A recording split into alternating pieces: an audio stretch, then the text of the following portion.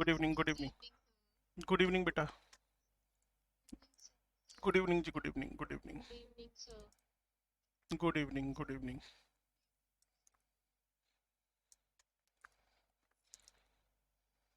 आज तो सबके मुंह पी पी जैसे बने हुए हैं, सबकी शक्ल। ज्यादा पढ़ ली फिजिक्स क्या? आज तो उल्टियां कर रही है। नहीं।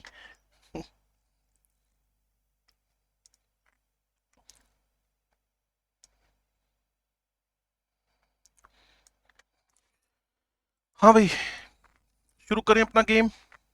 2 मिनट ऊपर चले गए, आज मैं 1 मिनट लेट हो गया। हाइब्रिडेशन का डिस्कशन चल रहा है भाई, गिवन बाय पोलिंग। अब इसकी जरूरत क्या है कि आपको हाइब्रिडेशन पढ़ना पड़ रहा है ना, तो ध्यान से सुनो और समझो भाई। जब भी आपके पास एटोमिसिटी जब भी आपके पास atomicity of the molecule greater than 2 या फिर इक्वल्स टू 3 और ग्रेटर देन 3 हो, ध्यान से सुनो भाई। व्हेन एटोमिसिटी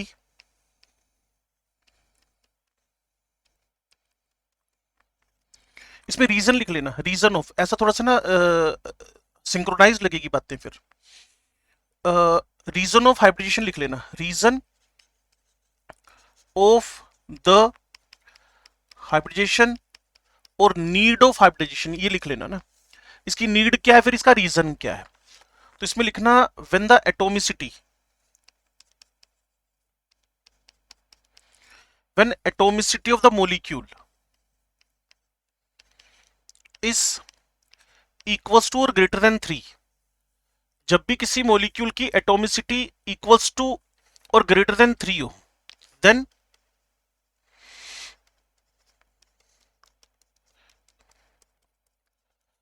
हाइब्रिडेशन एक्सप्लेन करेगा।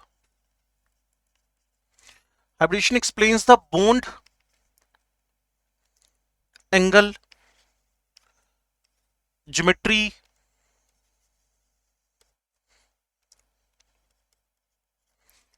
Similarity of the bonds,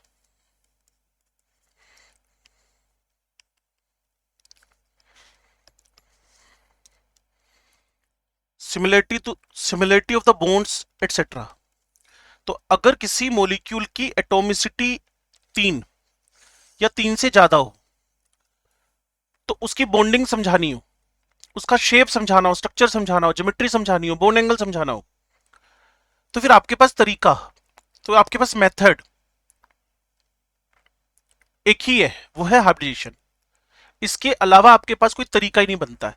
for example, methane molecule के बारे में कभी आपने सुना होगा। Methane is tetrahedral with 109.28 degree angles. इसको एग्जैक्ट बोलते हैं 109 डिग्री 28 मिनट एंगल। अब अगर इसको वीबीटी के थ्रू समझाना हो तो हम फेल हो जाएंगे। अगर मुझे मीथेन को वीबीटी के थ्रू समझाना हो तो हम फेल हो जाएंगे। वापिस सुन लो, हाइब्रिडेशन क्या है, it is given by the Pauling. Reason of hybridisation क्या है, जब किसी मोलिक्यूल की एटोमिसिटी इक्वल्स टू और ग्रेटर देन 3 हो, जैसे वाटर हो गया PCl3 PCl5, क्लियर ना। Then hybridisation explains the bond angle, geometry, similarity of the bonds etcetera. तो मीथेन का बॉन्ड एंगल 109 डिग्री है, एग्जैक्ट प्रैक्टिकली, क्लियर। बट अगर मैं इसको एक्सप्लेन करने की कोशिश करूं ऑन द बिहाफ ऑफ अगर मैं इसको एक्सप्लेन करने की कोशिश करूं on the behalf of VBT, अगर मैं इसको वीबीटी के बेसिस पे एक्सप्लेन करने की कोशिश करूं तो मैं फेल हो जाऊंगा। मैं एग्जैक्ट बॉन्ड एंगल समझा ही नहीं पाऊंगा इसके, क्लियर ना। कोशिश कर लेते हैं जी अगले पेज पे।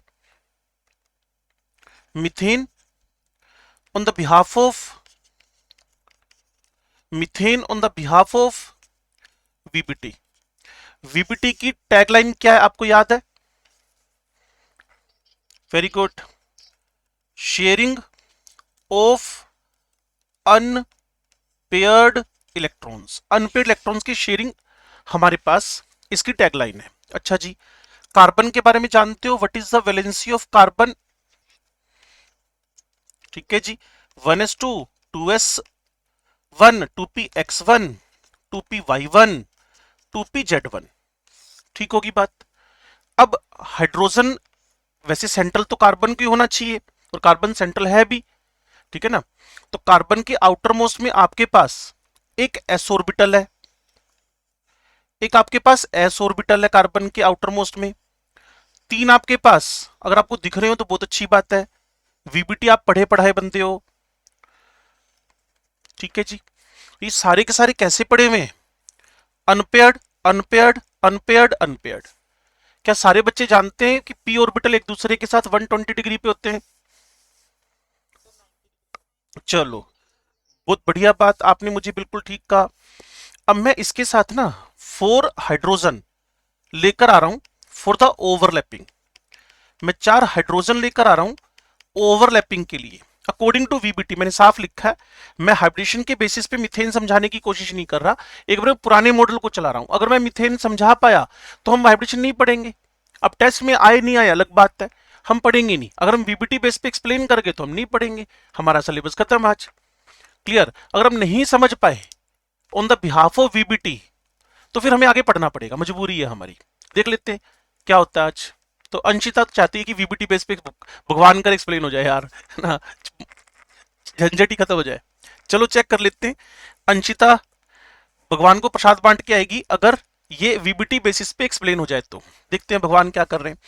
तो 4 हाइड्रोजन आए भाई, 4 हाइड्रोजन एस के साथ, पी के साथ, पी के साथ, पी के साथ ओवरलैपिंग करेंगे।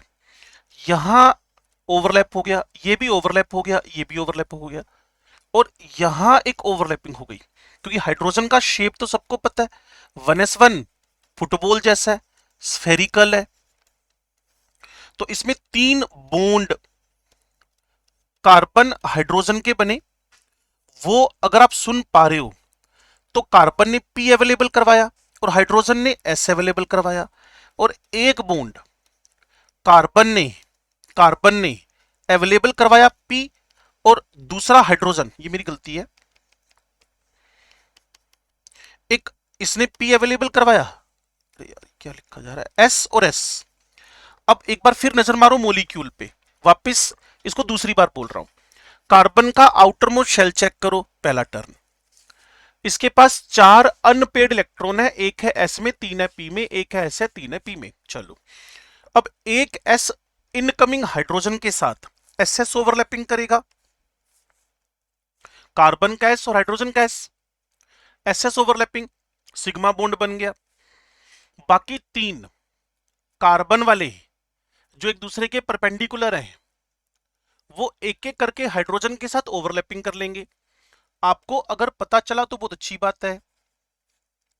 3 बॉन्ड एंगल कैसे होंगे? 90 डिग्री के। और एक बॉन्ड एंगल जो एसएस में हुआ है उसके बारे में हम प्रिडिक्ट ही नहीं कर सकते। क्लियर है? नॉट डिटरमाइंड, क्योंकि वो तो एसएस ओवरलैपिंग है, फुटबॉल है, कोई शेप ही नहीं, डायरेक्शन ही नहीं है, नॉट डिटरमाइंड। तो अब तो हम पंगे में आ गए। अंशिता की दुआएं खराब हो गई।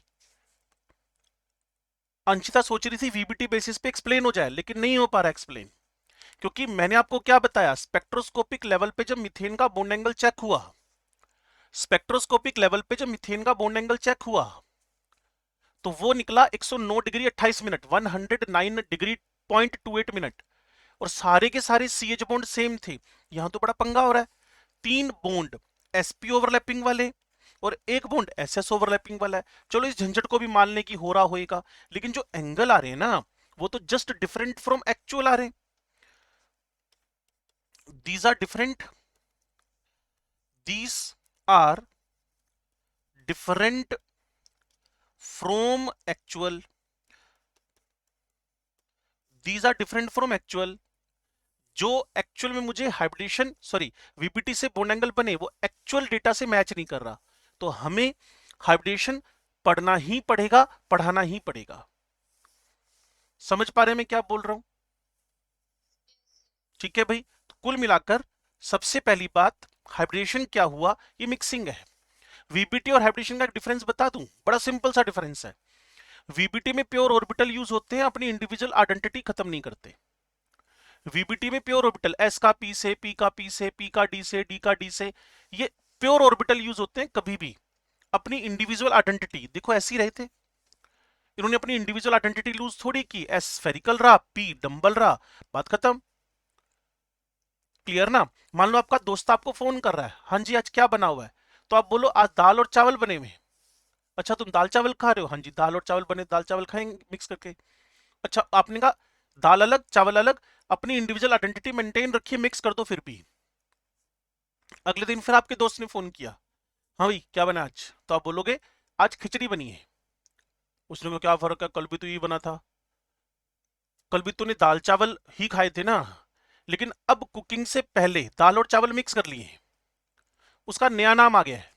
अगर आपको पता हो खिचड़ी में क्या क्या डलता है, क्लियर ना? तो अगले दिन आपको फोन किया तो आप बोल रहे हो खिचड़ी खा रहे हैं, तो लेकिन एक फर्क समझ में आ रहा है, बिफोर एंड आफ्टर।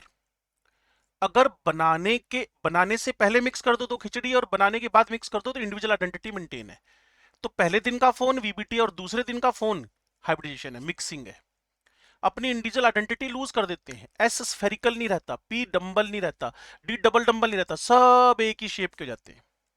वो भी सीखेंगे हम लोग। लेकिन कुल मिलाकर बार बार कह रहा हूं, आपसे कोई पूछे हाँ भी क्या पढ़कर आए हो, तो बोलना हाइब्रिडेशन पढ़कर आए हैं। वो बोलेगा वीबीटी पढ़ चुके हो, क्या नीड है हाइब्रिडेशन पढ़ने की? उसने कहा यार मैं water molecule, methane molecule, P C L three, P C L five, ammonium, sulphate, phosphate, इतना ज्यादा बोलने से अच्छा एक लाइन बोल देना, जिनकी एटोमिसिटी 3 या 3 से ज्यादा है उनके बॉन्ड एंगल एक्सप्लेन नहीं कर पा रहे थे, तो उनके बॉन्ड एंगल एक्सप्लेन करने के लिए मुझे जिसका सपोर्ट लेना पड़ रहा है, उस थ्योरी का नाम, उस थ्योरम का नाम हाइब्रिडेशन है। अगर आप मेरी बात को सुन समझ गए तो ठीक है भाई। चलो जी आगे बढ़ते हैं। मीथेन में हमारा वीबीटी बॉन्ड एंगल एक्सप्लेन करने में फेल हो गया है, तो वीबीटी मीथेन के एक्सप्लेनेशन में, बॉन्ड एंगल ऑफ मीथेन को समझाने में 100% फेल हो चुकी है। तो मुझे वीबीटी को छोड़ना पड़ेगा और मूव करना पड़ेगा किस तरफ, हाइब्रिडेशन की तरफ। ठीक है जी, तो एक थोड़ी सी मेहनत कर लेना आप लोग। ये जो हाइब्रिडेशन है, फिर ये ज्योमेट्री शेप, ये सब लिखा हुआ है, इसको रीड कर लेना, ये आपका होमवर्क हुआ। मैं नहीं पढ़ रहा, कभी नीड पड़ेगी तो आपके साथ पढ़ दूंगा मैं, इसको भी रीड कर लेना, होमवर्क है आपके सिनॉप्सिस की बातें। ठीक है जी, ये अब मुझे इसको एक्सप्लेन करने के लिए हाइब्रिडेशन की डेफिनेशन पे आना पड़ेगा, तो मैं सीधे सीधे डेफिनेशन पे आ रहा हूं। आप एग्जैक्ट बातें स्टेप वाइज समझ गए हो। We are not capable to explain the bond angle, shape structure, similarity of bonds of the molecules which have atomicity 3 or greater than 3। ठीक है जी, चलो अब डेफिनेशन आपके पास आ रही है ऑफ द हाइब्रिडेशन। उसके बीच का जो आपके सिनॉप्सिस के पैराग्राफ है उसको एक बार रीड कर लेना, डाउट हो तो मेरे से डिस्कशन कर लेना। लो जी, हाइब्रिडेशन के डेफिनेशन की तरफ बढ़ रहे हैं बच्चे, लिसन केयरफुली। ये एक्चुअल में मिक्सिंग है, mixing of the orbitals, mixing of orbitals from outer most shell which have the nearly same energy but different shapes, mixing of orbitals from the outermost shell or valence shell which have nearly same energy but different shapes, different shapes। बस ये actual में definition of the hybridisation है। इसके parallel में लिखी हुई definition को भी पढ़ देता हूं। It is a mixing and complete merging of atomic orbitals having slightly different energies, मैंने क्या लिखा, different energy, nearly same energies in an atom in such a way that there is a redistribution of shape, वो मैं बोलूंगा अभी, and energy amongst themselves to give orbital which are equivalent in shape and equal in energy।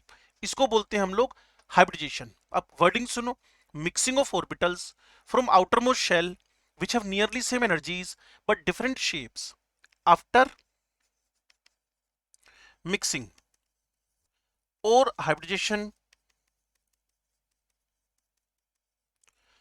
Orbitals have orbitals have same energies as well as shapes. सारे के सारे orbital after the mixing, after the hybridisation 100% same level पे आ गए, same energy पे आ गए, 100% same शक्ल के हो गए। एस स्फेरिकल नहीं रहा, डंबल डंबल नहीं रहा, डबल डंबल नहीं रहा, सब मिक्स होके सेम शेप के हो गए। चावल मिला दो, दाल मिला दो, लेकिन एंड में ना दाल का नाम रहा ना चावल का नाम रहा, एक ही नाम रह गया, द नेशनल फूड खिचड़ी। समझ गए मेरी बात को? चलो, कुल मिलाकर हम लोग, हाँ जी अभिनव सर आप फरमाएं।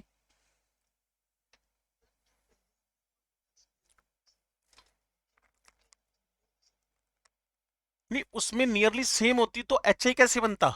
वीबीटी की बात कर रहा है। हाँ, नियरली सेम थे, अब एग्जैक्टली सेम हो गए। आफ्टर मिक्सिंग और hybridisation orbitals have same energies, exactly same energy हो गई इनकी। और एक वर्ड मैंने बोला था, सेम लेवल पे आ गए। पहले नियरली सेम एनर्जी थी, अब एग्जैक्टली सेम हो गई। अब यूं सुन, 4s फोर्थ शेल है एक, उसमें 4s और 4p है। क्या 4s और 4p की एनर्जी एग्जैक्टली सेम है? बस वही कह रहा हूं, नियरली सेम है। तो नियरली सेम वालों को परमिशन है मिक्सिंग में जाने की, नियरली सेम वालों को परमिशन है, नियरली सेम एनर्जीज वालों को परमिशन है मिक्सिंग में जाने की, हाइब्रिडेशन में जाने की। अगर एनर्जीज का डिफरेंस हुआ अभिनव सर, तो गलती से भी मिक्सिंग में हाइब्रिडेशन में पार्टिसिपेट नहीं करेंगे। क्लियर? और इसके पीछे पोलिंग का ये मानना है, मान लो एक की बहुत कम एनर्जी है 1s, एक की बहुत ज्यादा एनर्जी है 4p, तो एक तो बहुत ज्यादा स्टेबल है, दूसरा अनस्टेबल है। स्टेबल अनस्टेबल मिक्सिंग में, स्टेबल वाला मना कर देगा मैं मिक्सिंग में जाता ही नहीं, मैं तो स्टेबल ही ऑलरेडी।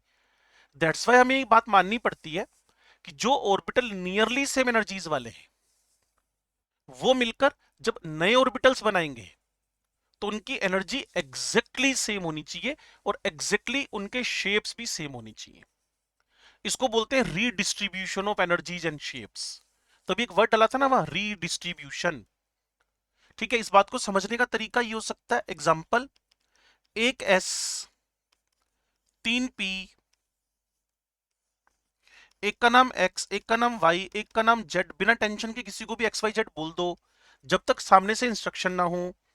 इन चारों की मिक्सिंग हो गई, इन चारों की मिक्सिंग हो गई, इन चारों की मिक्सिंग होने के बाद चार नए ऑर्बिटल्स बन गए, 4 new orbitals which have same shapes as well as energies। जब इन सबकी मिक्सिंग हुई, इन चारों की, इन चारों ने अपनी इंडिविजुअल आइडेंटिटी खत्म कर दी। फुटबॉल फुटबॉल नहीं रही, डंबल डंबल नहीं रहा, पता है क्या शेप आ गया इनका? 4, ये ये हाइब्रिड ऑर्बिटल है। ये पोलिंग ने सजेस्ट किया था।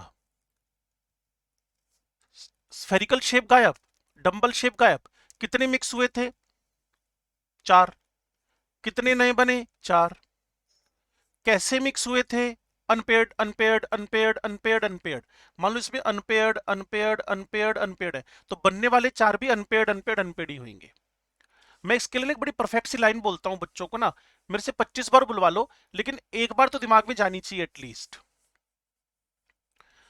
Number as well as, number as well as, number मतलब ऑर्बिटल कितने मिक्स हो रहे हैं, number as well as conserve रहेंगे। नंबर कितने मिक्स हुए? 4 बनेंगे 4, कितने मिक्स हुए? 3 बनेंगे 3, कितने मिक्स हुए? 2 बनेंगे 2। और कैसे मिक्स हुए? तो कुल मिला के number and type half filled ही रहेगा, फुल फील्ड ही रहेगा, पेयर्ड मान लो कोई ऑर्बिटल मिक्स कर रहे हो, वो हाफ फील्ड है तो बनने वाला भी हाफ फील्ड है। तो इस बात को पूरा करके सुनो, type and number of the orbitals during the hybridisation are conserved, मतलब कितने मिक्स हुए, तीन बने तीन, कितने मिक्स हुए, चार बने चार, कितने मिक्स हुए, पांच बने पांच, कितने मिक्स हुए, छह बने छह, कितने मिक्स हुए, सात बने भी सात।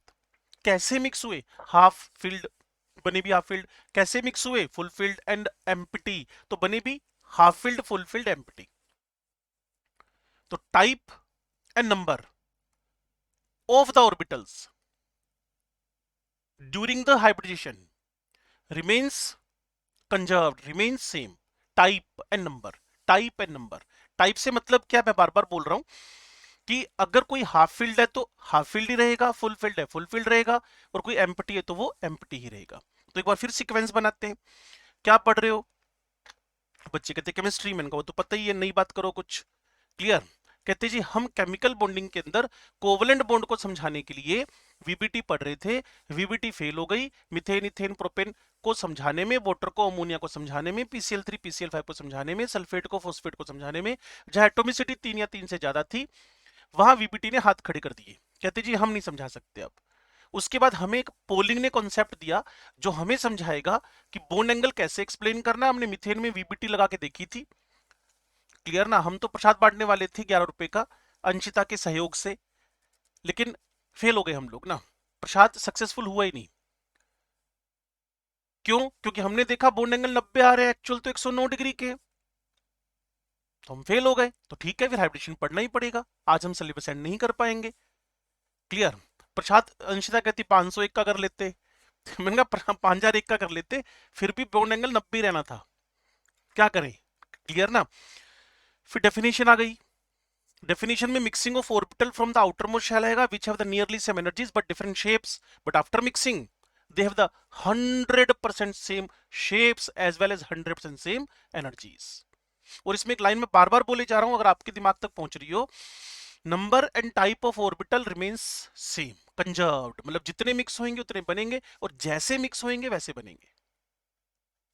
अगर हाफ फील्ड मिक्स हो रहे हैं तो बनने वाले भी हाफ फील्ड है, और सारे फुल फील्ड मिक्स हो जाएं तो बनने वाला भी फुल फील्ड होएगा, और सारे एम्प्टी मिक्स हो जाएं तो बनने वाला भी एम्प्टी होएगा।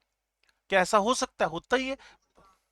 बनाएंगे बनाएंगे बनाएंगे बनाएंगे बनाएंगे, मैं बनाऊंगा, टेंशन मत ले। अभी अभी तो सिर्फ इतना सोच, मिक्सिंग चल रही है, अभी मिक्सिंग चल रही, कराएंगे अभी। क्लियर है? और इसको 3 दिन मिले हैं तुम्हारे आरपीएस में, अगर चौथा दिन भी आ जाए तो कोई बुरी बात नहीं है, क्योंकि ये तुम्हारे 2 साल का सबसे परफेक्ट कॉन्सेप्ट है। इसको मिस करना, साफ होना। तो मैं तो चाहता हूं वेरी फर्स्ट डे से हाइब्रिडेशन शुरू होना चाहिए, लेकिन बच्चे ना आरपीएस के लिए जोर पाने लगते हैं, पहली कराओ, दूसरी कराओ, तीसरी कराओ। अब 6 आरपीएस डन हो गई हैं, 30 क्वेश्चन हमने असाइनमेंट के डन कर लिए हैं। क्लियर ना? तो मेंटली सुकून मिला हुआ है, लेकिन एग्जैक्ट आपको हाइब्रिडेशन पे बहुत ज्यादा फोकस करना चाहिए, बहुत ज्यादा फोकस करना चाहिए। और आपको पता होगा लुईस डॉट स्ट्रक्चर तो हम 12वीं पास बच्चों को करवाते भी नहीं है, नीट तो उन्होंने भी देना होता है। क्लियर ना? तो कुल मिलाकर जो अब थीम आएगी ना, उस बेसिस पे सारे स्ट्रक्चर तुम कर पाओगे। अभी आगे बढ़ते हैं, सभी चीजें सीखेंगे। अभिनव सर थोड़ा शांति का दान बख्शे। Now listen carefully. अब मेरे पास है important conditions for the hybridisation. जितना कुछ मैंने बोला है वो सारा इसमें मिल जाएगा, इंपॉर्टेंट कंडीशंस, इंपॉर्टेंट कंडीशंस। और इनके रट्टे रुट्टे मत मारने बैठ जाना। आज तक मैंने कभी ऑब्जेक्टिव सब्जेक्टिव कहीं नहीं देखा। वैसे भी आपका अगर स्कूल एग्जाम होएगा दिसंबर वाला, शायद ऑब्जेक्टिव होएगा ना इस बार दिसंबर में, 2 टर्न होगी ना, 11वीं 12वीं में भी। नहीं, तुम्हारा भी तो सिलेबस आया, मैंने कल ही देखा है, नया आया तुम्हारा भी। टर्म 1 का आया है 50% सिलेबस, और टर्म 2 का। और अच्छा ये हुआ कि हमने जो जो कर लिया है वो उसमें है सारे चैप्टर। क्लियर ना? पीरियोडिक भी है उसमें, केमिकल बॉन्डिंग भी है, स्ट्रक्चर ऑफ एटम भी है, और मोल भी है उसके अंदर। तो बहुत अच्छा चल रहा है कि जो तुम्हारा दिसंबर के एग्जाम का सिलेबस है उसके अंदर है, जो चल रहा है हमारा। चलो भाई, 12वीं में ये है कि टर्म 1 में ना 35 नंबर का पेपर आएगा, और उन्होंने 6-7 चैप्टर दिए, वो सारा ऑब्जेक्टिव आएगा 12वीं के बच्चों के लिए तो। और तुम्हारा भी साथ में मेंशन्ड और 10-11 पेज का है, तुम्हें तुम्हारे ग्रुप पे भेजा तो था मैंने। हाँ, तुमने ध्यान ही नहीं दिया होगा, तुमने कहा पता नहीं भेज दिया क्या है जी। हम्म, चलो अच्छी बात है। Now see, orbitals present in the valence shell of the atoms undergo hybridisation, ये तो हमारी पहली बात हो गई।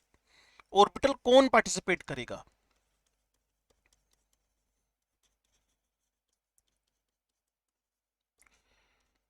तो इसका आंसर है generally from outer most shell.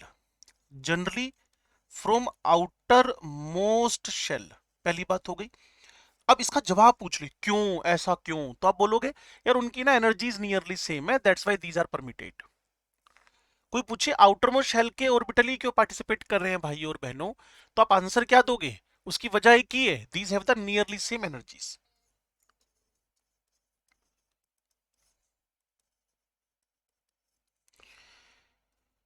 Avani, हाँ जी।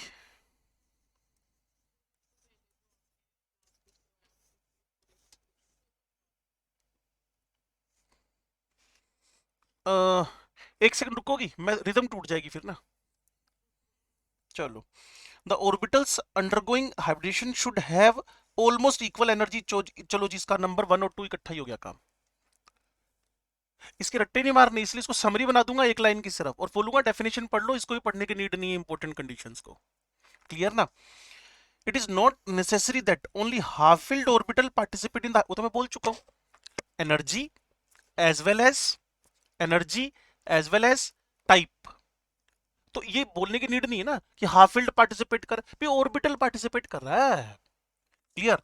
तो नंबर 2 पे लिख देते हैं, टाइप ऑफ ऑर्बिटल और orbitals which participate in hybridisation. तो आपका आंसर है एक सिंपल वर्ड का, एनी टाइप। क्लियर ना? एनी टाइप, हाफ भी, फुल भी और एम्प्टी भी। ठीक है जी, किसी भी टाइप का ऑर्बिटल। और ये जरूरी नहीं है हाफ फील्ड, वीबीटी ने तो कहा था, वीबीटी की तो टैगलाइन ही थी यार, sharing of unpaired electrons. VBT की टैगलाइन ये थी, हाइब्रिडेशन की टैगलाइन पता है एक ही है, ऑर्बिटल होना चाहिए। और वो जो ऑर्बिटल्स हो जो मिक्सिंग के लिए आ रहे हैं, बस उनकी एनर्जी सेम हो। क्लियर है? किसी का तो कोई पक्षपात नहीं है, बस होने ऑर्बिटल चाहिए, हाफ हो फुल हो, सब मंजूर है, एक्सेप्टेबल है। लो जी, it is not necessary that only half filled orbital participate in the hybridisation, in some cases even, वो तो हो गया ना, कुछ में हाफ फील्ड आ जाएंगे, कुछ में फुल भी आ जाएंगे। क्लियर? वो एग्जांपल से धीरे धीरे पता चलता जाएगा आपको। मेरा कहना ये है, what type of orbital will participate in the hybridisation, what type of, आपने कहा जी all type of hybridisation can participate, इधर हाफ और फुल और एम्प्टी, कैसे हो हमें फर्क नहीं पड़ता उससे ना। प्रमोशन, इलेक्ट्रॉन को एक्साइटेड करना मस्ट है क्या? मैंने कहा जी ना ना ना ना, डिपेंड कर रहा, अगर अमोनिया है तो नो नीड ऑफ एक्साइटेशन, क्योंकि अमोनिया के तो आउटर मोस्ट में है ही 3। अमोनिया की वैलेंसी कितनी है भाई? NH H 3 है। तो मुझे कोई बोलेगा क्या इसमें प्रमोशन करवाना, प्रमोशन और एक्साइटेशन ऑफ इलेक्ट्रॉन्स, हमने साफ साफ बोल दिया है, इज नॉट एसेंशियल। ये सब डिपेंड करता है कंडीशंस पे।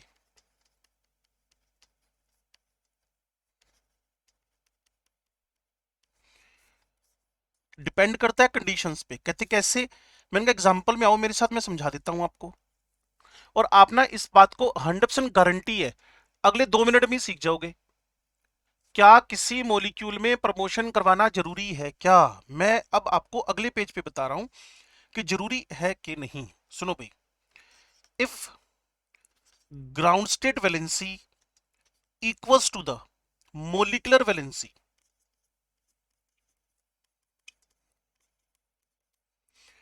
If the ground state valency is equals to molecular valency, अगर ground state valency molecular valency के बराबर हो, तो हमें कोई भी प्रमोशन प्रमोशन की नीड नहीं है। No need of the promotion.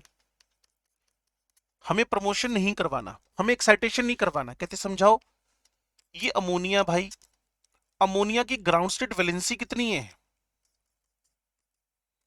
3। और मोलिकुलर वैलेंसी कितनी है? नाइट्रोजन में कितनी वैलेंसी है?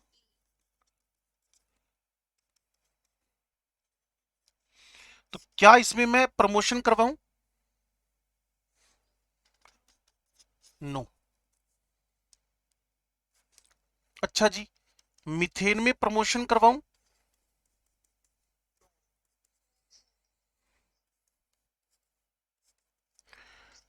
पहले नो कौन बोला था? पहले नो कौन बोला था? अनीश, शक्ल दिखाना भी। अनीश कहाँ गया? दिव्यम, तेरा मुंह का मुक्का मारना है मेरे को उस पे एक। तेरा पहले मुंह दिखा मेरे को, मुक्का मारना है, उसके बाद बात करूंगा। एक एक सेकंड के लिए दिखा दे। हाँ मुक्का मारना है, कमाल होगी बात। तूने नो क्यों बोला भाई? ओए, ग्राउंड स्टेट वैलेंसी इसकी छोड़ छोड़, कोई बात नहीं, तू सिंसियर बच्चा है। ग्राउंड स्टेट वैलेंसी 2 है, मोलिकुलर वैलेंसी। तो इसमें प्रमोशन चाहिए। BF3 में प्रमोशन चाहिए कि नहीं? जल्दीबाजी में मत करो। 11वीं पढ़ते पढ़ते नोबेल प्राइज आज तक किसी को नहीं मिला, तुम्हें भी नहीं मिलने वाला। Ground state valency 1, molecular valency 3। Promotion चाहिए, मोलिक्यूल को प्रमोशन चाहिए। क्लियर ना? तुम्हें तो तुम्हारे से पूछ रहा हूँ, प्रमोशन चाहिए? हाँ जी प्रमोशन चाहिए। BF3 को प्रमोशन चाहिए कि नहीं चाहिए? हाँ इसमें चाहिए, ठीक है। PCl3, एक्साइटेशन बच्चे, वैलेंसी बढ़ाना पुत्र जी। क्लियर ना? जैसे PCl3, अब BF3 बनाना है सांची तुमने, वो एक वैलेंसी से तो बन नहीं सकता ना। तो हमें तो ये समझाना था, हाइब्रिडेशन अपनी तरफ से कोई डिमांड नहीं करता। हाइब्रिडेशन अपनी तरफ से कोई डिमांड नहीं करता। ये नहीं कहता तुम हाफ फील्ड लेकर आओ, तुम फुल फील्ड लेकर आओ, मोबाइल्स आर नॉट अलाउड, ऐसा कोई वर्ड्स नहीं बोलते। क्लियर ना? अपनी तरफ से कोई रिस्ट्रिक्शंस नहीं लगाता। हाफ फील्ड है तो भी एक्सेप्टेबल है, फुल फील्ड है तो भी एक्सेप्टेबल है अकॉर्डिंग टू मोलिक्यूल। ये नहीं कहता प्रमोशन करो प्रमोशन करो, मेरे को तो नीड है प्रमोशन। वो कहता है यार तेरे को देख, अपने आप देख लो, वैलेंसी एक है, तुम्हें 3 चाहिए मोलिक्यूल में तो करा दो। मोलिक्यूल में 3 है, ग्राउंड की भी 3 है, तो ना कराओ। सिंपल। अपनी तरफ से कोई नीड नहीं रखा है ये। हाँ जी, इसका 10 इसका भी 10, इसका भी 10, इसका भी 10। किस बात पे नो है भाइयों और बहनों? PCl3 में चाहिए? नहीं। SF2 में चाहिए? SF4 में चाहिए? SF6 में चाहिए? IF3 में चाहिए?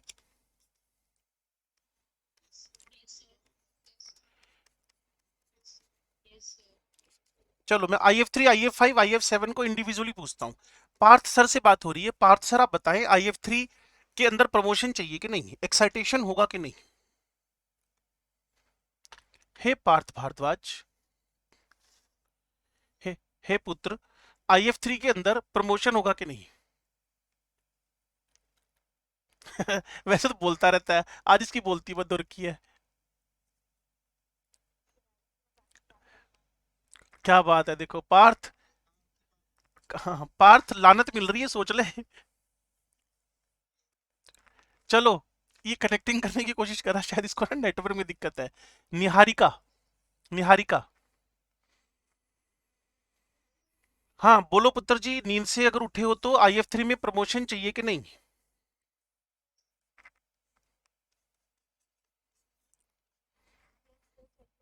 स्नेहा कह रही है IF5 में चाहिए। हाँ पार्थ सर, आपकी आवाज आ रही है। आपको सारी क्लास लानतें मार रही थी, मैंने उनको मना किया, मैं नहीं, पार्थ वो सिंसियर बच्चा है, ऐसा मत करो।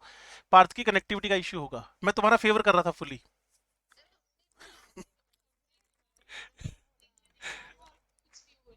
चलो। हाँ ये मैं कह रहा था बिल्कुल ना। तो पार्थ मैं तेरे साथ खड़ा हूँ, इधर आ जा। IF7 में प्रमोशन चाहिए कि नहीं? IF7 में प्रमोशन चाहिए कि नहीं? बाकी सब बच्चे बाद में बोला, पार्थ को 10 सेकंड देंगे पूरे। प्रमोशन का मतलब मैं समझा देता हूं तेरे को, बाकी बच्चों का भला हो जाएगा। प्रमोशन उस केस में चाहिए होता है पार्थ, जब आपके पास valency valency valency ground state से ऊपर वैलेंसी चाहिए हो मॉलिक्यूल में। जैसे आयोडीन की वैलेंसी ग्राउंड की पार्थ 1 है, आयोडीन, फ्लोरीन, क्लोरीन, ब्रोमीन, इनकी वैलेंसी 1 1 है। लेकिन जब ये 3 5 7 बनाएंगे ना, तो पक्का ये एक्साइटेड है।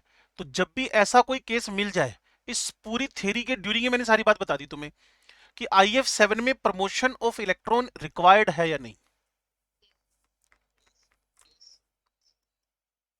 ठीक है जी। ऐसे ढेरों क्वेश्चन आपको दिखेंगे, बस आपको थोड़ा सा आपका वहां सेंस यूज करना है, दिमाग यूज करना है, और आपको बोल देना है कि हाइब्रिडेशन ने अपनी तरफ से कोई ऐसी कंडीशन नहीं लगाई है। हाइब्रिडेशन ने अपनी तरफ से ऐसी कोई कंडीशन नहीं लगाई है। हाँ, हो सकता है अकॉर्डिंग टू द कंपाउंड जो मैंने पीछे लिख दिया है, ground state valency molecular valency के बराबर हो जाए, नो नीड ऑफ प्रमोशन। और अगर ground state valency molecular valency के बराबर ना हो, then we have need to promote it, needed promotion. और प्रमोशन सांची के अकॉर्डिंगली अगर मैं बात करूं, तो एक्साइटेशन, एक्साइटेशन मतलब उसकी वैलेंसी बढ़ानी है हमें। लेकिन ये हाइब्रिडेशन ने नहीं कहा हमें, नॉट एसेंशियल कंडीशन, क्योंकि जरूरी कंडीशन नहीं है, डिपेंड करेगा मॉलिक्यूल पे। अगर आप मेरी बात को समझ पा रहे हो तो लो जी, promotion of electron is not the essential condition prior to the hybridization. वो हमें पता चल गया कि हमें हाइब्रिडेशन के लिए प्रमोशन कराना है कि नहीं करवाना है। ठीक है जी। तो इन सब क्वेश्चन के आंसर आपको पता चल गए। Methane, ammonia, BF3, PCl3, SF2, SF6, IF3, IF5, IF7, इनके अंदर प्रमोशन कहाँ चाहिए कहाँ नहीं चाहिए। और बड़ी सिंपल सी रेड पेन से और हाईलाइट करके 2 लाइनें लिखी हैं, क्लियर। बस ये थोड़ा सा जब हम सिनॉप्सिस पढ़ते हैं ना, उनके अंदर थ्योरी लिख दी, बस आगे कोई बात नहीं की। तो उसको समझने के लिए ऐसी बातें आपको करनी पड़ेंगी जो मैं यहां लिख रहा हूं कि ground state valency molecular valency बराबर जा रही हो, नो नीड। अगर बराबर नहीं जा रही हो तो we have to need the excitation of electrons.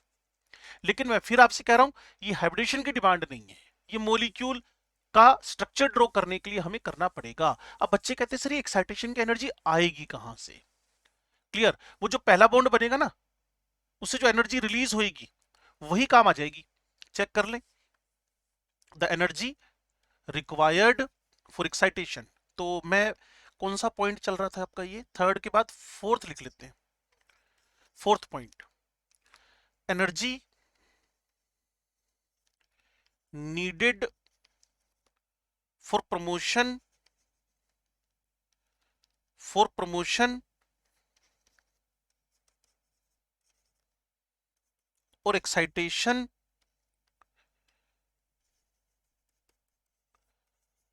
comes from bond formation during the hybridization।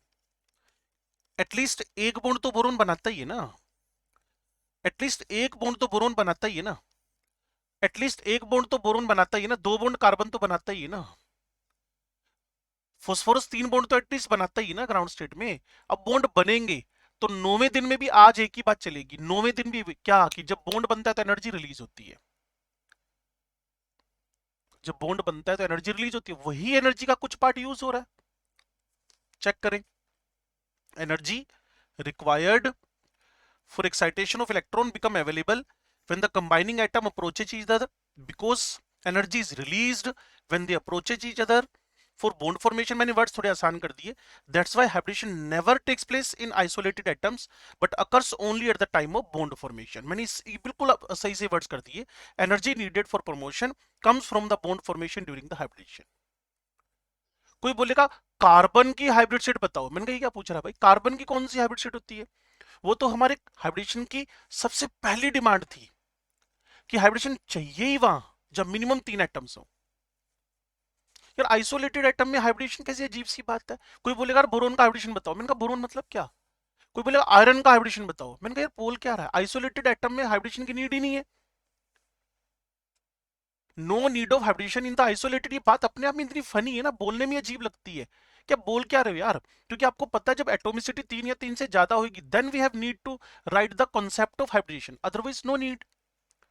तो आइसोलेटेड एटम्स के अंदर कार्बन का हाइब्रिडेशन बताओ, बोरोन का हाइब्रिडेशन बताओ, फ्लोरीन का हाइब्रिडेशन बताओ, नियोन का। अरे मैंने कहा बोल क्या रहा है यार, इसमें कौन सा तुम्हें एंगल समझाने, इसमें कौन सा तुम्हें बॉन्ड फॉर्मेशन, वो तो अकेले अकेले पड़े हैं बेचारे।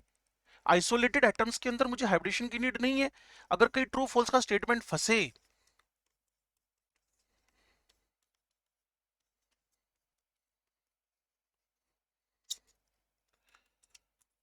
तो बोला ना वहां पे। और मुझे तो इसको लिखने में बड़ा अजीब लग रहा है, क्योंकि एक बड़ी समझदारी वाली बात है। जब आप बॉन्ड बनाना चाहते हो तो फ्री एटम में कौन सा हाइब्रिडेशन है यार, वहां तो वीबीटी भी नहीं लगाते हम लोग। फ्री एटम में तो वीबीटी भी क्यों लगानी है? क्लियर ना? लो जी, अब मुझे देखना है hybridisation of elements involving D orbitals. Involving, और इस पूरे में क्या लिखा है मैं सामने आपको समरी बना के देता हूं, लेकिन हेडिंग में जरूर लिखूंगा। इसको ना 6 नंबर दे देना।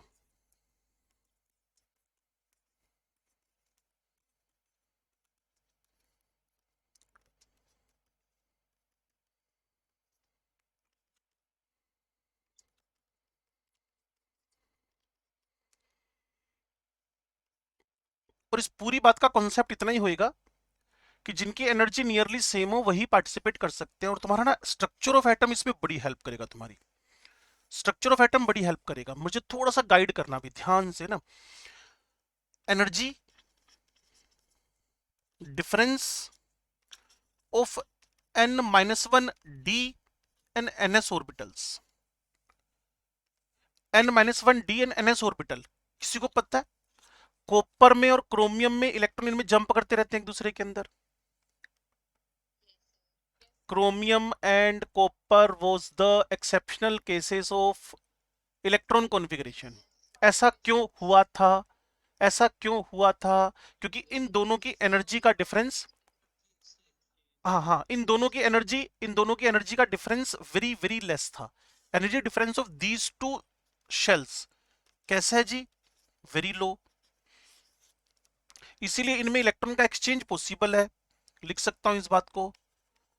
That's why electron exchange is possible. तभी कहता हूं थोड़ा सा पढ़ते लिखते रहा करो।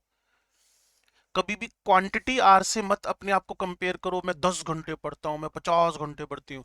क्वालिटी आर से कंपेयर किया करो, मैं 2 घंटे पढ़ा लेकिन जम के पढ़ा, उसमें आप पूछ लो कुछ भी पूछना है तो। मैं 18 घंटे पढ़ा लेकिन पल्ले कुछ नहीं पढ़ा, फायदा क्या है? क्लियर ना?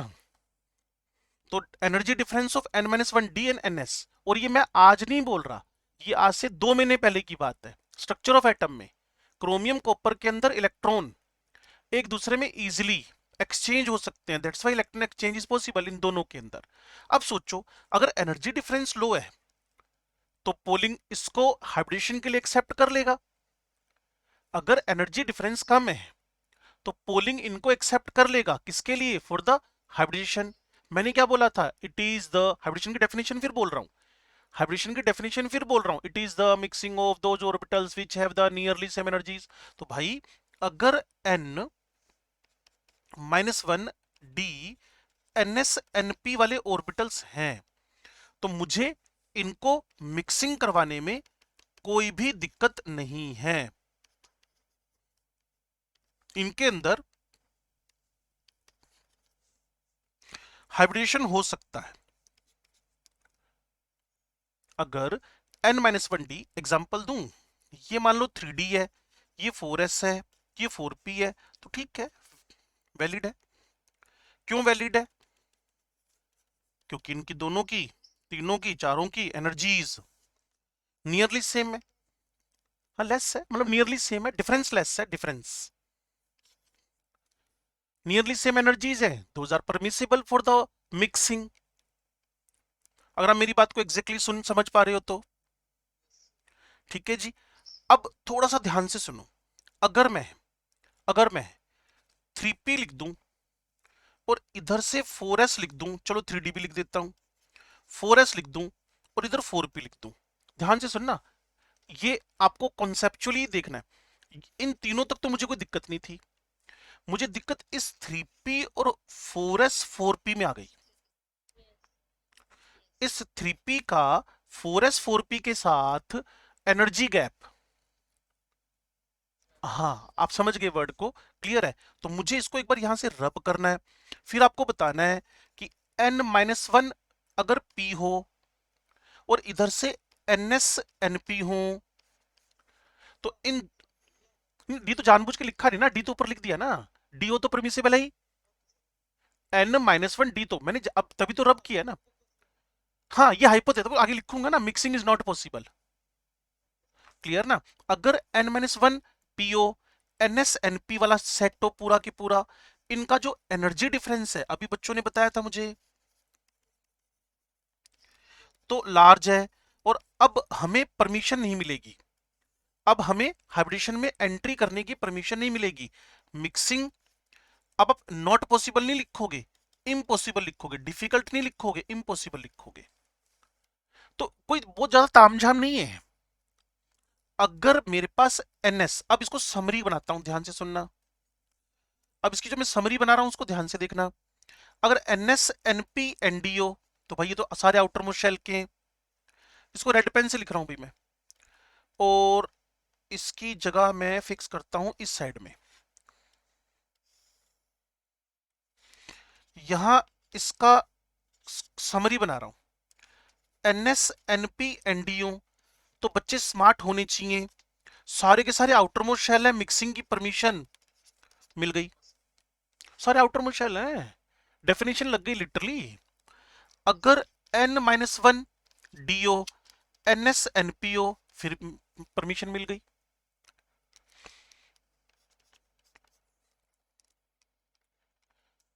अभी तो बताया था, ठीक है। और अगर मेरे पास n-1 कोई p आ जाए और इधर से np आ जाए या ns आ जाए, क्लियर ना, इनका डिफरेंस मैंने बताया था कि लार्ज है। मेरे को इसका एग्जांपल में यहां से 3p दे गया, ये 3d दे गया, ये 4s दे गया, 4p दे गया, मैंने कहा क्या कर रहे हो भाई, मुझे यहां तक कोई दिक्कत नहीं थी, मुझे दिक्कत किसके साथ है, उसकी दिक्कत आपको भी होनी चाहिए। जिनको हाईलाइटेड किया हुआ है उनको पीछे भी समझा रखा है कि इनका एनर्जी का डिफरेंस क्या है, लार्ज है। थर्ड फोर्थ शेल की एनर्जी, जबकि 3D की एनर्जी पेरिफेरी की तरफ बढ़ते हुए स्ट्रक्चर ऑफ एटम में बताया था कि एनएस के साथ कंपेरेबल है, लेकिन इस 3p का एनर्जी इस 4p के साथ वेरी लार्ज है, तो इस टाइप के ऑर्बिटल को हाइब्रिडेशन की परमिशन मिलने वाली बिल्कुल नहीं है। तो अगर समरी देखना चाहते हो तो भी आपके एक दो क्वेश्चन आने सोल्व हो जाएंगे आरपीएस असाइनमेंट बुकलेट में और किसी भी बुक में, और समरी की जगह पर पीछे वाला तामझाम सारा देखना चाहते हो तो भी परमिसिबल है। अगर वो भी नहीं जाना चाहते तो आ जाओ मेरे साथ, मैं आपको ये पढ़ा देता हूं। चलो आपको दिया ये अभी, total time period 1.5 minute, 90 second total, और कोई भी गड़बड़ नहीं करना, पढ़ लो पूरा के पूरा।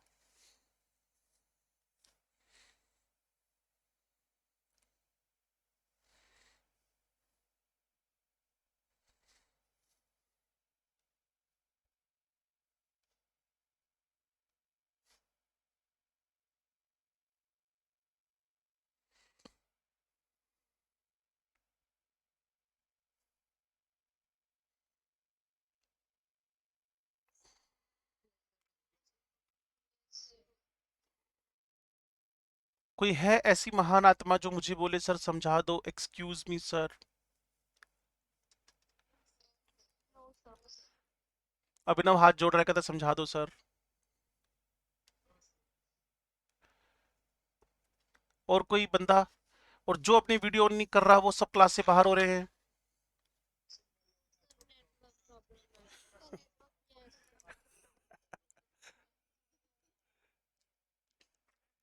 दुनिया में कितना गम है, मेरा गम कितना कम है, देखो ये सारी दुनिया ना झूठे कहीं के।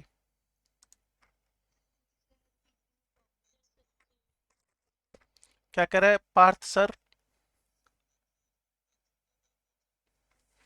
ओके, तो तुम वही बात कर रहे हो बच्चे, हमने कल क्या खत्म किया था, कहते जी हमारा नेट पैक खत्म किया था आपने कल, है? तो इससे तो कोई मतलब नहीं, सब्जेक्ट में क्या खत्म किया था आपने हमारा नेट पैक खत्म किया था। चलो बढ़िया बात है, आप लोगों को सच में समझ में आ गया, अभी बोल दो, क्योंकि हाइब्रिडेशन बहुत सेंसिटिव केस है बच्चे। और आपको लुईस डॉट स्ट्रक्चर से 10 टाइम्स आसान लगेगा, लेकिन ये 50 गुना ज्यादा इंपॉर्टेंट भी है लुईस डॉट स्ट्रक्चर से। ये समझ के चलना आप लोग, पूरी 11वीं 12वीं टिकी हुई है इस पर, ढेरों मोलिक्यूल आपको इसी बिहाफ पे सीखने। पक्की बात, आगे बढ़ जाऊं? चलो जी, करेक्टरिस्टिक से पहले अब मैं अवनी को थोड़ा सपोर्ट कर रहा हूं, ध्यान से सुनना और समझना। अवनी डेफिनेशन क्लियर है? मिक्सिंग ऑफ द ऑर्बिटल्स, अब कॉन्टिन्यूस कॉन्टिन्यूस बोलूंगा 3 मिनट, बीच में ब्रेक नहीं है। Mixing of orbitals from the outermost shell which have the nearly same energy but different shapes, और उसी एनर्जी के कॉन्सेप्ट पे लगातार हम बात कर रहे थे। आफ्टर मिक्सिंग इनका जो शेप है और इनकी जो एनर्जीज हैं वो एग्जैक्टली 100% मैच कर गई हैं, 100% मैच कर गई हैं। क्लियर ना? किसी कभी कोई दिल्ली से आ रखा है, कोई वेस्ट बंगाल से आ रखा है, कोई हरियाणा से आ रखा है, सब अलग अलग, कोई कैसी लैंग्वेज बोल रहा है, सबको सेम यूनिफॉर्म पहनाकर आर्मी वालों ने खड़ा कर दिया है। अब सब देखने में एक जैसे लग रहे हैं, जब बोलेंगे तो पता चलेगा कौन कहाँ का है। बिना बोले सबको पता चल गया ये सेम शेप के और सेम एनर्जी के। जिसकी एनर्जी कम है उसको बाहर कर देते हैं, भी तुम सारे सेम एनर्जी के हो, सारे के सारे सेम शेप के हो, सेम मतलब सेम यूनिफॉर्म में खड़े हुए। वही हालत हाइब्रिडेशन में होगी। कौन मिक्स कर रहा है मैटर नहीं कर रहा, लेकिन जो बनेगा वो मैटर करेगा। कितने मिक्स हो रहे हैं? 3, बनने वाले 3। कितने मिक्स हो रहे हैं? 4, बनने वाले 4। वो भी करेक्टरिस्टिक्स में आ रहे हैं। लो जी, important condition, generally outermost shell, क्योंकि नियरली सेम एनर्जीज है। उसने क्या कहा? कौन पार्टिसिपेट करे? उसने कहा कोई करे यार, हाफ फुल, हमें क्या मतलब है, हम तो मॉलिक्यूल देखेंगे उसके अकॉर्डिंगली बिहेव करेंगे।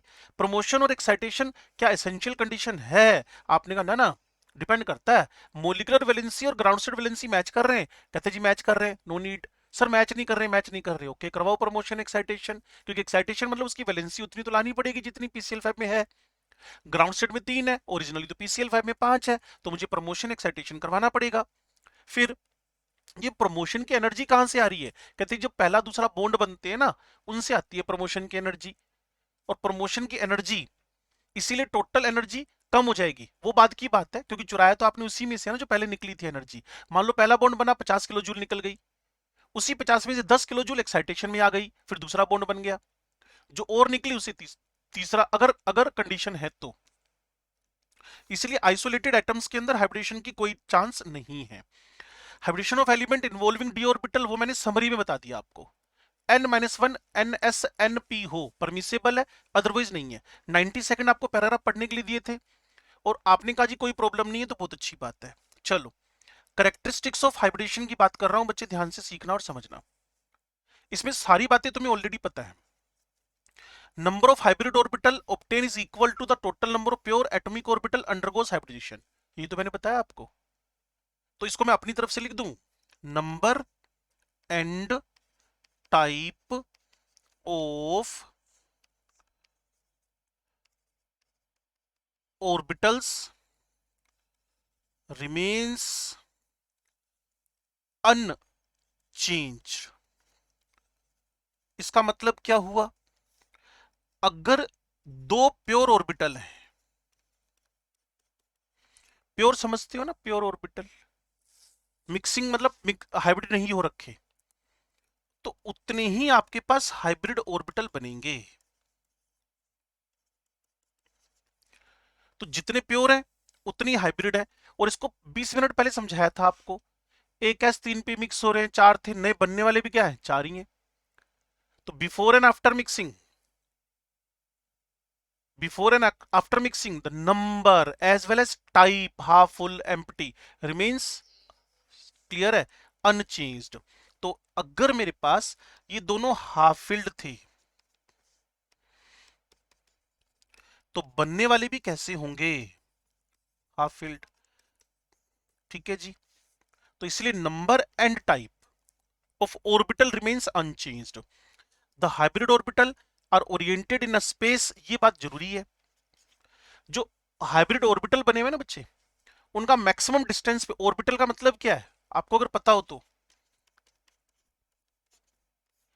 हाँ, क्लियर ना? ये प्रोबेबिलिटी है of electron cloud around nucleus. लेकिन आप सोचो, इलेक्ट्रॉन इलेक्ट्रॉन ऑर्बिटल तो एक दूसरे को रिपेल ही करेंगे ना, तो ऑर्बिटल्स का एक दूसरे से मैक्सिमम डिस्टेंस पे रहना जरूरी है। क्या लिखा हुआ है? Hybrid orbitals are oriented, hybrid orbitals कहां ओरिएंटेड होंगे? मैक्सिमम डिस्टेंस पे, मैक्सिमम डिस्टेंस जितना पॉसिबल हो पाए। क्यों? To decrease the repulsions. कोशिश इनकी होएगी दूर दूर रहे। अभी तो कोरोना सीजन में हमें सुनने का दूर दूर रहो, दूर दूर रहो, ये बहुत प्राचीन काल से दूर दूर रह रहे हैं। इनको शुरू से ही कोरोना का डर है, ये दूर पहले से ही। रिपल्शन, पास आएंगे रिपल्शन, रिपल्शन इसीलिए कि इनको डर लग रहा होगा कोरोना हो जाएगा। क्लियर ना? तो ये प्राचीन काल से ही दूर है, क्योंकि 90 to 95% प्रोबेबिलिटी, बच्चों ने बहुत अच्छा समझाया कि इसको बोलते हैं ऑर्बिटल, और orbital should be on maximum distance, otherwise repulsion लगेगा। पढ़ लें। The hybrid orbitals are oriented in the space as far apart as possible so as to have minimum repulsion and maximum stability. Thus hybrid orbital accounts for the geometry. वो तो ही अभी थोड़ी देर में पता चलेगा। sp हाइब्रिड हुआ तो linear बनेगा, sp2 है तो ट्रायगोनल बनेगा, sp3 है तो टेट्राहेड्रल बनेगा। ये बातें अभी आएंगी, अभी तो कंडीशंस एंड कैरेक्टरिस्टिक्स की बातें हैं। Covalent bond formed by overlapping between hybrid orbital. लो जी, ये तीसरी बात आ रही है।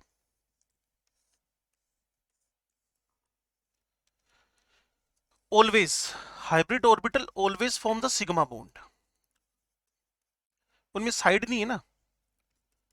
Hybrid orbitals are always makes the sigma bond. जहां भी हाइब्रिड ऑर्बिटल है वहां ऑलवेज सिग्मा बॉन्ड ही बनेगा। ऑलवेज जहां हाइब्रिड ऑर्बिटल है, even covalent bond formed by overlapping between hybrid are stronger. Clear है? As compare to pure orbital. ये भी एक स्टार लगा के अलग से लिख लेना। Strength of sigma bond formed by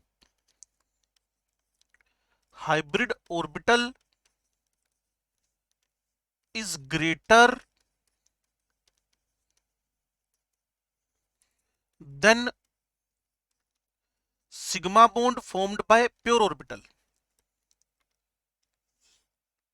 Sigma bond formed by the pure orbitals.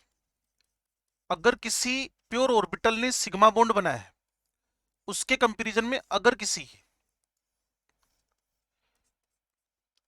Hybrid ने बनाया है, अब कोई इसका रीजन जानना चाहता है या कोई इसका रीजन बताना चाहता है तो बता सकता है। बड़ा इंटरेस्टिंग रीजन बनेगा, मेंशन नहीं किया, इंफॉर्मेशन है, मैं बताऊंगा। आप पहले कोशिश करो कि हाइब्रिड ऑर्बिटल से जो सिग्मा बॉन्ड बना उसकी ताकत जो अनहाइब्रिड प्योर ऑर्बिटल से बना उसकी इससे ज्यादा क्यों है। एक एक करके बात करते हैं, जैसे आस्था से बात करते हैं। आस्था, क्या सोचती हो तुम? इसलिए पहली बात, सांची से क्या बात हो रही है? सांची क्या जानती हो? यही बोला था। यशिका क्या सोचती है? अच्छा जी, और आयुष की भी सेम थॉट है, इससे मैच कर गई यशिका से। प्रस्तीश क्या बोल रही है?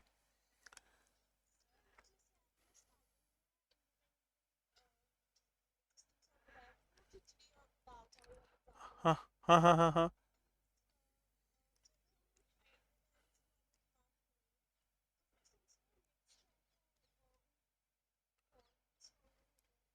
वो एक ना एक कुछ एक लैग चल रहा है, किस बात का?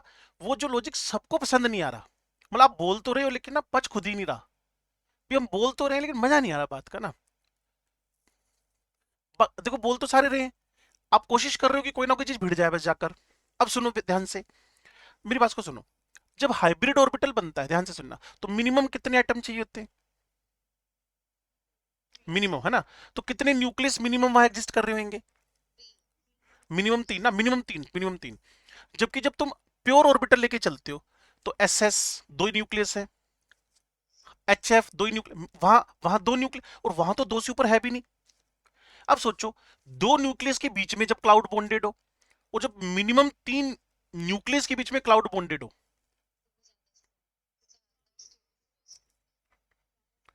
सिंपल।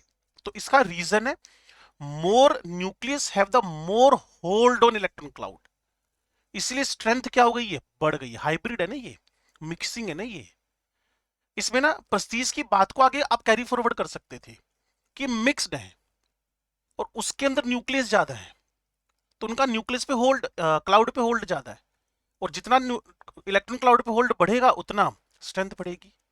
तो बड़े 3-4 वर्ड्स या ज्यादा ज्यादा 6-7 वर्ड्स में अगर एक्सप्लेन करना है, इन द मिक्स्ड और hybrid orbitals more number of nucleus more number of nucleus have the more hold on electron cloud.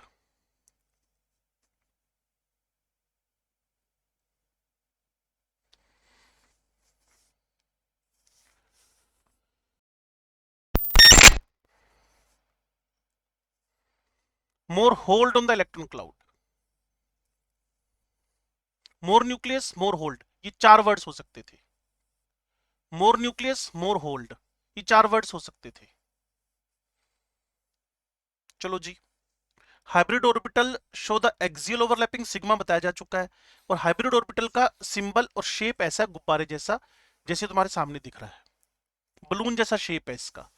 S football था, पी डंबल था, डी डबल डंबल था, सारे मिक्स हो गए और निकल के जब बाहर आए तो सबकी शक्ल सेम थी, ऐसे थे सारे।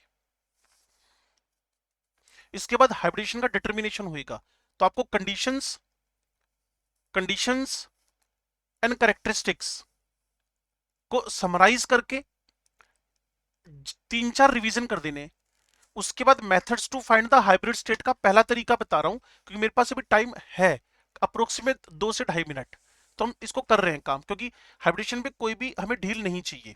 सुनो भाई, listen, methods to determine the hybrid state, methods to determine hybrid state. कोई सारे मेथड हैं, कोई सारे मेथड हैं, लेकिन हम 2 ही करेंगे सिर्फ। पहला, ऑर्गेनिक और कोवलेंट मॉलिक्यूल्स के लिए, organic and covalent molecules.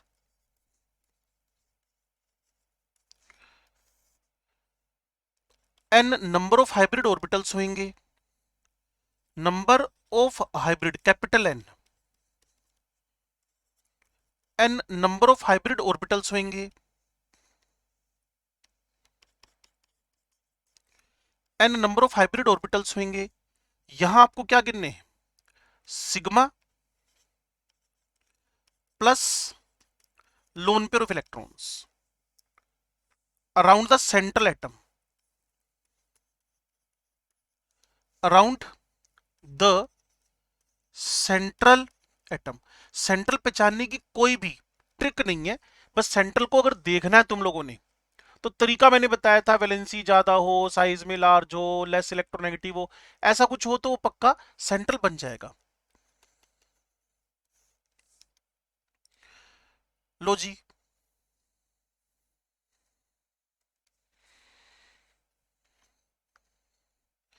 Examples आ रहे हैं। एग्जाम्पल से पहले ये तो लिखना पड़ेगा ना, अगर n का वैल्यू 2 आ गया, 3 आ गया, 4 आ गया, 5 आ गया, 6 आ गया, 7 आ गया, तो कौन सी हाइब्रिड स्टेट उसके अंदर निकलेगी, sp। sp स्क्वायर नहीं बोलना आपने, इसको sp2 बोलना है, sp2, sp स्क्वायर नहीं बोलना आपने इसको, ठीक है ना। वो आदत पड़ी है, मैं भी अगर पहली बार पढ़ूंगा तो स्क्वायर ही पढ़ूंगा ना, लेकिन आपने इसको sp स्क्वायर नहीं पढ़ना, इसको sp2 पढ़ना है आपने। sp3, sp3d, sp4 तो नहीं हो सकता होगा, sp4 नहीं, sp4, क्योंकि p ऑर्बिटल ही 3 है इस दुनिया में।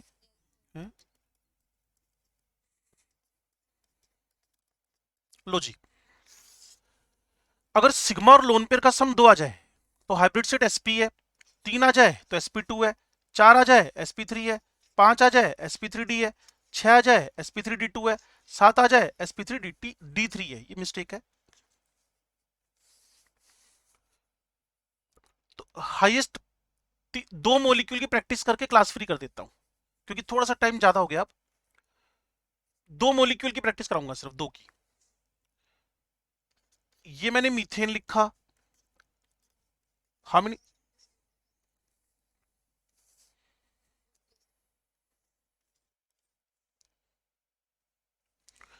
हाउ मेनी सिग्मा, ये तो आप बता ही सकते हो, हमने वीबीटी में काम किया था। ठीक है, तो कौन सी हाइब्रिड स्टेट बोल दूं?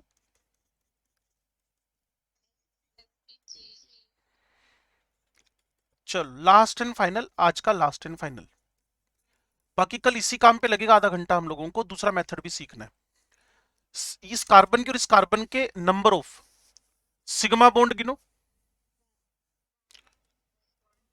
सिग्मा,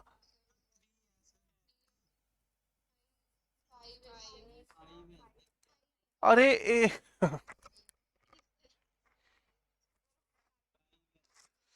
इस कार्बन के पास कितने सिग्मा है? वो अभिनव बोल तो रहा था 3 सिग्मा है।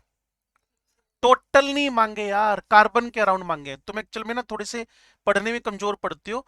Sigma plus lone pair around the central, तो एक सेंट्रल मेरे पास ये रहा, दूसरा सेंट्रल मेरे पास ये रहा, इसके अराउंड कितने सिग्मा हैं? 3 सिग्मा ईच, इसीलिए दोनों की हाइब्रिड स्टेट sp2 हो गई है। ठीक है जी, टाइम ओवर हो गया, नहीं तो इसकी प्रैक्टिस कंटिन्यू रहनी थी, कल करेंगे हाफ एन आवर। अभी अभी रिवीजन पे जोर मार देना बस, मैं भेज देता हूँ ना आपके उस पे। ठीक है ना, चलो, आपका ब्रेक खराब हो जाएगा नहीं तो ना। ओके बच्चा, थैंक यू जी, थैंक यू। Okay okay.